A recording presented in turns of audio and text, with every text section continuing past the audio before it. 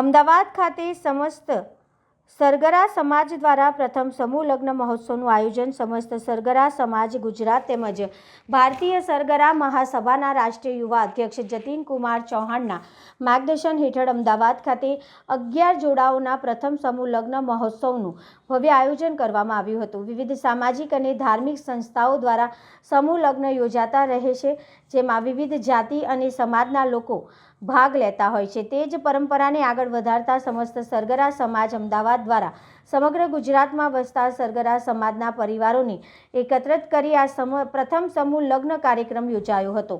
આ ખાસ પ્રસંગે મહંત શ્રી 1008 અર્જુનદાસજી મહારાજ, ભારતીય સરગરા સમાજના રાષ્ટ્રીય અધ્યક્ષ સંતોષભાઈ ચૌહાણ, મધ્યપ્રદેશ યુવા અધ્યક્ષ વિનોદભાઈ પવાર તેમજ ભારતીય સરગરા મહાસભાના રાષ્ટ્રીય યુવા અધ્યક્ષ જતીનભાઈ ચૌહાણ ઉપસ્થિત રહ્યા હતા।